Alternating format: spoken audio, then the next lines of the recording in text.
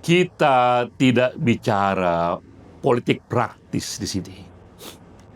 Hanya saja harga minyak yang disebabkannya untuk menjadi renungan.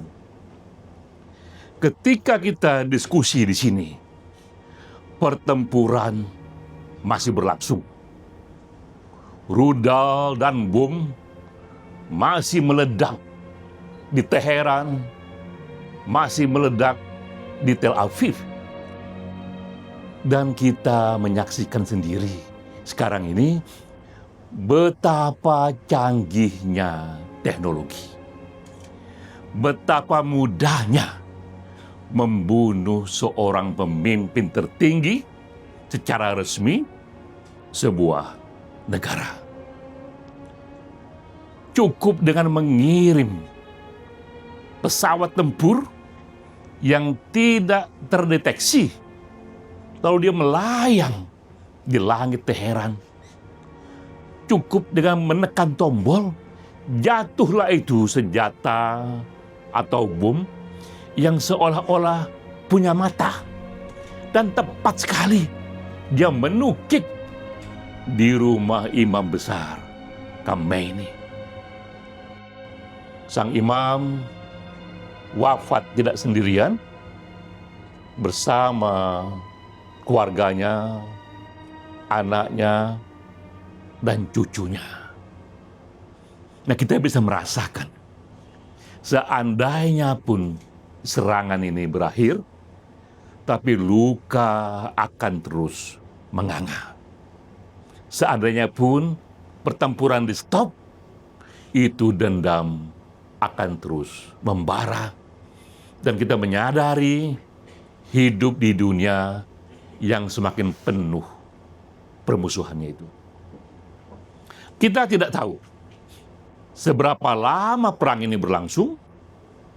Kita tidak tahu apakah berujung kepada Perang Dunia Ketiga. Yang kita tahu, harga minyak akan melambung. Yang kita tahu, walaupun kita tidak ikut dalam perang itu, walaupun kita bukan pelakunya, tapi kita akan menjadi pihak yang sangat-sangat ikut dirugikan, terutama karena kita negara net importer. Jadi negara manapun yang tidak mandiri secara energi, pergolakan dunia, walaupun dia tidak ikut di sana, dia akan ikut menjadi pihak yang dirugikan. Nah, sekali lagi, hentakan paling langsung dari perang ini kepada kita sebagai leader, sebagai orang yang membuat strategi, makin menyadarkan kita pentingnya sesegera mungkin, secepat mungkin mencapai itu kemandirian energi. Jika tidak, orang berperang, kita tak tahu apa ujungnya, tapi kita yang ikut juga dirugikan. Saya mulai dari slide ini. Ini berita dari Al Jazeera bahwa perang waktu itu baru berlangsung 1-3 hari, tapi minyak sudah naik 11%. Para ahli menyatakan sangat mungkin potensial dia menaik 50-150% jika perang berlangsung lebih lama. Terutama jika Iran menyatakan kami sedang luka, kami ingin membalas. Dan Iran tak perlu membalasnya dengan senjata nuklir yang ia tak punya, cukup ia ganggu saja itu Selat Hormuz itu.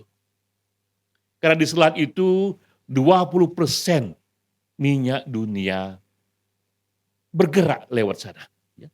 Memang itu area internasional, memang tak punya hak Iran menutup itu, tapi secara militer ia bisa ganggu area itu cukup dan mengumumkan kami sudah letakkan bom-bom ranjau laut di sana, jangan ada kapal tanker yang lewat.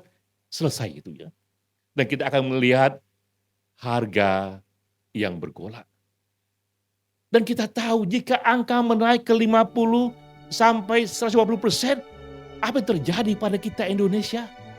Kita tak ikut berperang, tapi subsidi minyak luar biasa akan naik, APBN kita akan semakin susah, padahal sekarang ini ekonomi kita sedang tidak baik-baik saja dan semakinlah dia menjadi semakin tidak baik-baik saja.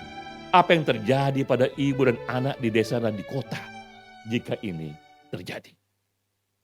Nah, naik 50 sampai 150% itu bukan hal yang susah, ya. Karena pernah terjadi dalam sejarah, ya. Ini saya lihat datanya, pernah bahkan minyak itu naik 300 sampai 400%. Itu terjadi di tahun 73, tahun 74 ketika perang Israel dan Arab. Negara-negara Arab yang kebetulan juga banyak sekali yang produksi minyaknya hebat dalam OPEC itu melakukan embargo dan dunia berguncang. Mengapa? Karena minyak itu adalah nadi ekonomi. Jika nadi terganggu, ekonomi juga terganggu. Nah, kita bisa bayangkan jika naik seperti itu 300% apa yang terjadi dengan Indonesia?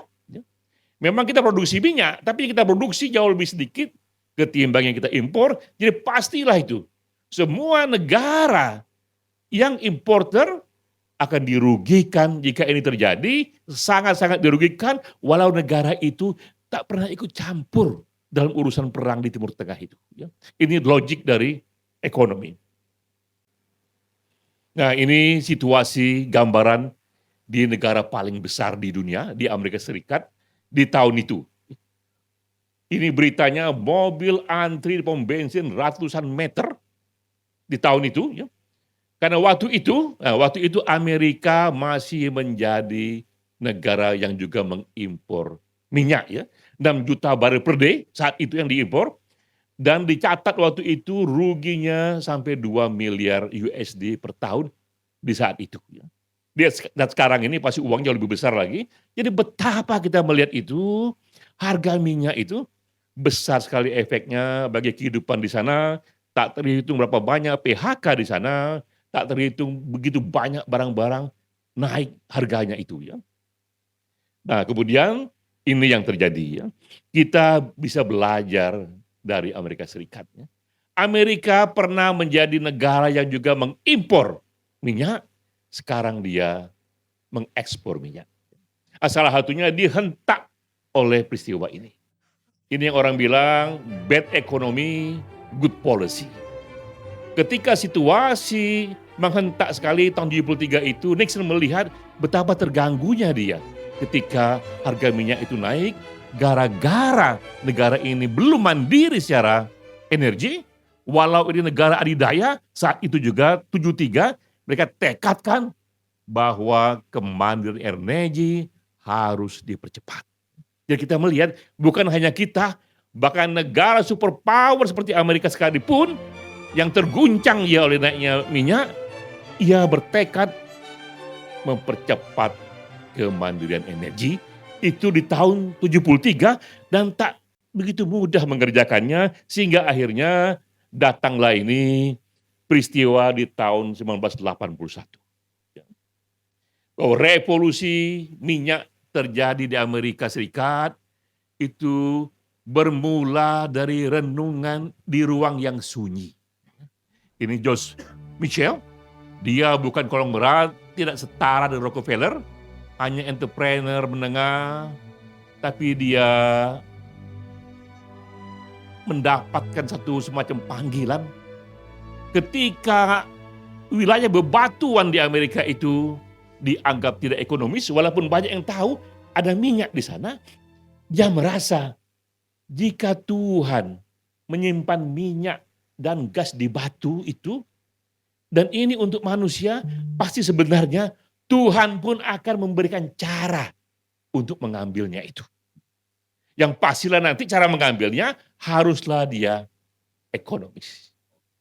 Jadi bagaimana caranya mengubah yang tidak ekonomis menjadi ekonomis. Itulah revolusi besar yang terjadi di Amerika Serikat yang membuat perubahan besar di Amerika Serikat dengan datangnya revolusi Shale Oil. Ya. Nah kita melihat di sini, di 2019 berubahlah itu Amerika dari net importir menjadi net eksportir. Yang 60% berasal dari shale oil yang dulu dianggap tidak ekonomis.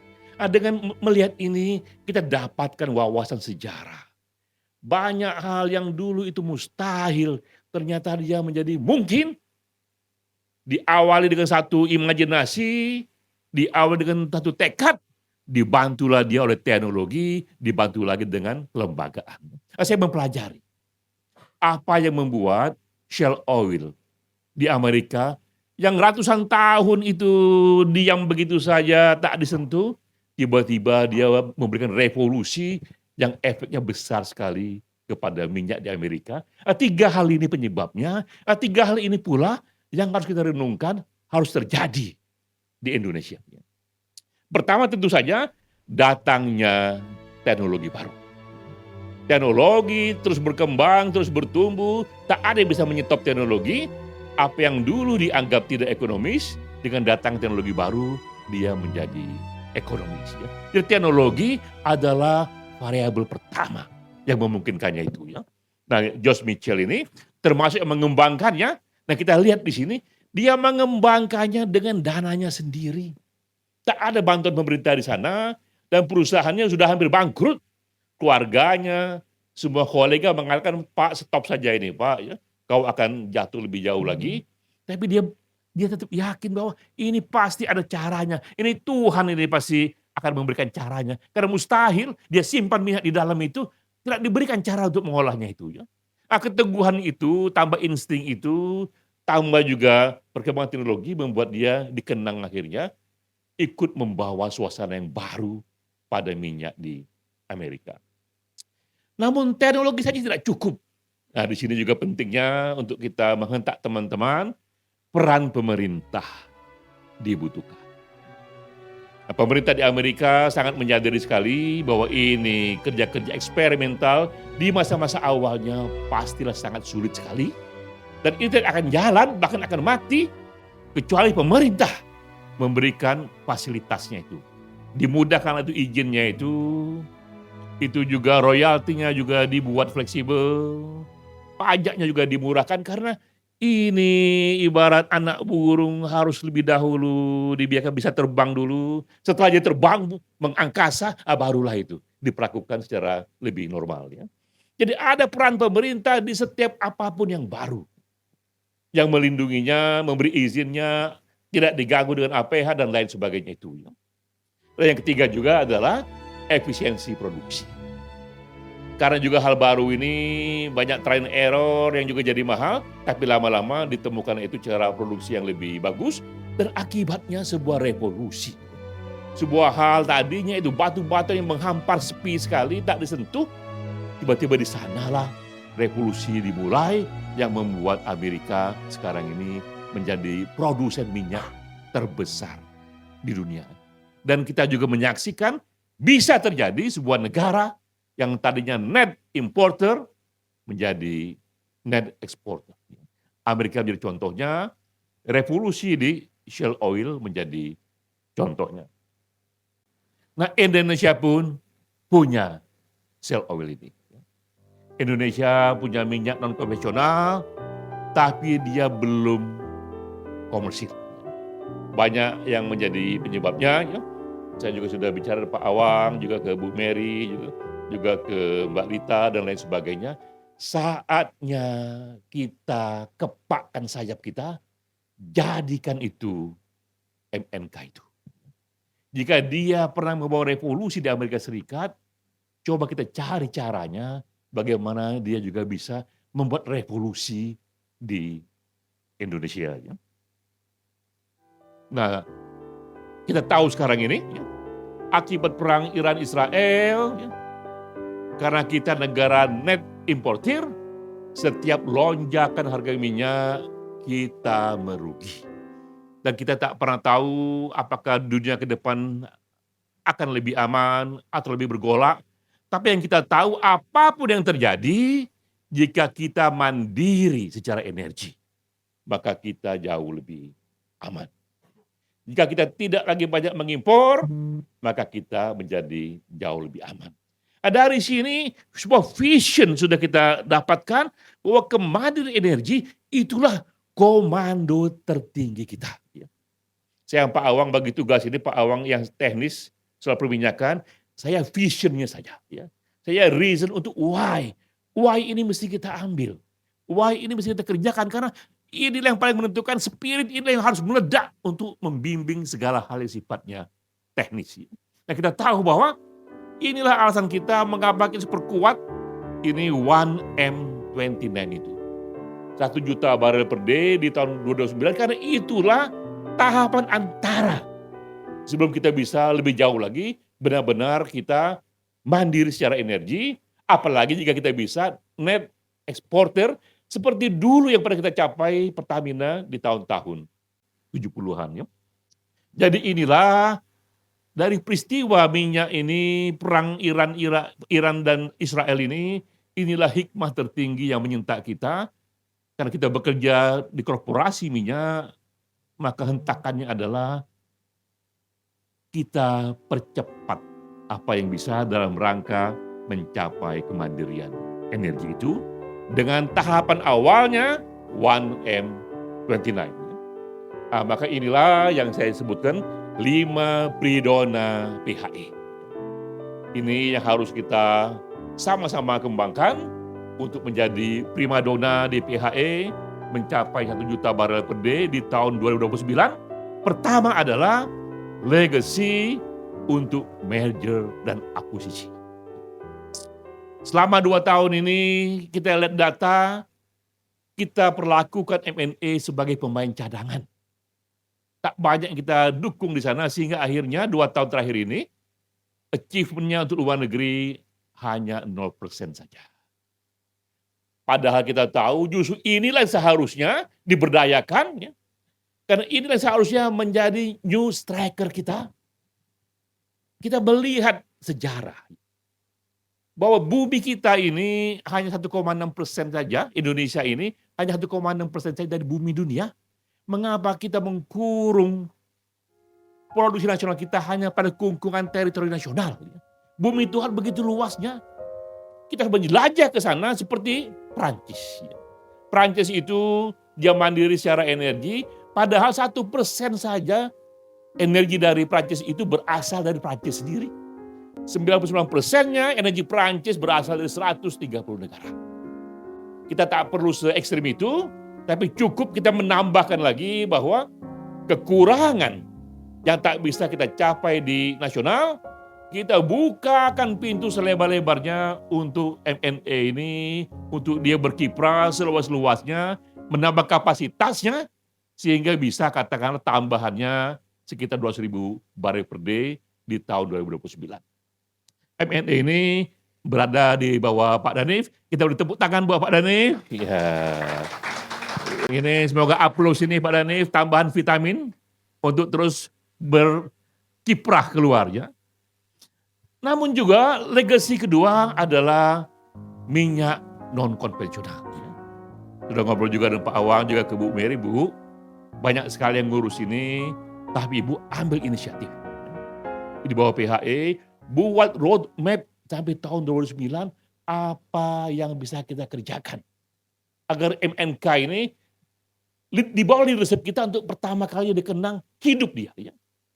Buat itu berbagai pola-polanya, apa yang bisa dikerjakan, kapabilitas apa yang kita butuhkan, apa yang menghalangi, sehingga menjadi satu buku putih, satu action plan ya, yang nanti mendampingi MNK, dia menjadi satu juga primadona kita yang membuat PHI ini menggeliat. Ya. Nah, MNK ini di bawah Ibu Mary, tepuk tangan Bu Mary. Yeah. Jadi Bu Mary, mainkan Bu Mary buat roadmap-nya itu, agar dia benar-benar menjadi satu legacy baru. Ya. Nah ketiga juga legacy eksplorasi offshore dan deep water. Ya. Saya juga bicara dengan Pak Muharram, juga lewat Pak Awang dulu. Ya. Kata Pak Awang betapa sedihnya dia, ini dry hole pun dihitung pula ini. Ya. Karena sejarahnya itu bahkan sudah jadi semboyan, no sovereignty without discovery. No discovery, no sovereignty. Gak mungkin berdaulat negara itu tanpa menemukan kembali sumber-sumber eksplosif baru. Karena itu Pak Awang, saya bilang cari semua cara, Pak Awang juga Pak Muharram, cari semua cara yang membuatnya lebih aman untuk kita kerjakan eksplorasi itu. Buat referensi yang menunjukkan bahwa di mana-mana itu paling besar itu yang berhasil 35% misalnya. Jika 65% itu gagal, itu bukan kerugian negara yang membuat kita dipidana, itu business as usual. Ya. Terjadi di mana-mana. Ya. Karena itu bilang Pak Awang dan Pak Muharram, buat juga itu roadmap-nya itu. Ya. Apa yang dibutuhkan di sana dalam rangka eksplorasi ini terus berjalan. Ya. Walaupun nggak bisa dicapai di 2029 hasilnya, tapi jalankan terus. Karena inilah yang membuat kita makin dekat dan makin dekat lagi kepada kemandirian energi. Ya. Tepuk tangan nih buat teman kita Pak Muharram nih. Ya. Yang keempat, tentunya semuanya legacy kita itu walaupun PHE subholdingnya, tapi kaki-kaki sebenarnya ada di PHR. Pak Arifin, tepuk tangan untuk Pak Arifin. Ada di PIP, ada PIP di sini wakilnya PIP. Belum datang ya. Ada di PHI Pak Anto, tepuk tangan buat Pak Anto. Di Pepsi ada Pak Ruby, wakilnya ada datang sini. Ada sini ya, ya. Dan PIEP, ya Pak Yuda kita, tepuk tangan Pak Yuda. Ya. Namun tidak hanya di situ, kemarin waktu kita retreat itu, saya agak terkesima dan tersentuh juga itu mendengar paparan dari teman-teman El Nusa, PDSI, dan Badak, ada slide yang judulnya Ask for Help. Wah, saya bilang, ini minta tolong ini ya. Karena itu saya bilang ke Pak Lita, juga ke teman-teman di PDSI dan Badak, juga nanti saya akan katakan ke teman-teman di RUT di masing-masing region kita, bantulah anak-anak kita ini. Berikan panggung utama di sana. Mbak Lita cerita sekarang ini mungkin akan mengembangkan low cost operator ya, yang bisa membuat minyak-minyak kita yang idle ini bisa kembali dibangkitkan cukup dengan operasi secara sederhana lebih murah ya, dan banyak lagi lainnya. Kita katakan juga kepada Mbak Lita, teman-teman di PDIS dan di Badak, buatlah itu legacy itu. Kita buat di bawah leadership masing-masing, ada satu momen yang kita buat yang terasa bahwa di bawah kita ini, di bawah leadership kita, korporasi ini bergerak secara beda. Karena kita tidak lagi mau bekerja secara usual, kita ini ada inovasi di sana. Kita ingin ada lompatan di sana, karena sesuai dengan ini satu mentality yang dimiliki oleh semua entrepreneur ya, bahwa hidup hanya sekali. Buat ya berarti ciptakan legacy ya. Jadi teman-teman sekalian, kita menolak bekerja dan mereka bekerja, kita ingin ada unsur berjuangnya. Kita ingin dicatat dalam sejarah, minimal dalam memori kita sendiri, bahwa ketika kita bekerja ini, ada sesuatu yang tidak biasa yang kita ciptakan. Karena itu, masing-masing para jenderal yang tadi ini, baik di MNA, di MNK, baik di aneka region, di anak perusahaan, masing-masing jenderal itu ciptakan legacy itu. Carilah apa yang bisa dibuat yang monumental. Dan nanti kita rumuskan sama-sama dan kita capai sama-sama. Karena apapun dalam sejarah itu seringkali yang mengubah sejarah adalah mereka-mereka dengan semangat inovator itu. Mereka-mereka yang tak hanya mau bekerja tapi ingin berjuang. Nah, ambillah itu, ciptakanlah legacy itu. Nah, sekarang dalam rangka kita nyatukan batin, saya ingin ini juga setiap kali kita punya momen seperti ini, kita gelorakan batin kita, semoga semua semesta juga semoga mendukung kita. Kita satukan dalam yel-yel, saya akan teriakkan Pertamina, teman-teman dengan hati yang terbuka dan berharap dan berdoa, jawab dengan great again, karena dengan seperti itu semoga vibrasinya nyebrang dari gedung ini, untuk sampai ke semakin luas wilayah dan tercapai. Pertamina, Pertamina, Pertamina. Wassalamualaikum warahmatullahi wabarakatuh. Waalaikumsalam warahmatullahi wabarakatuh.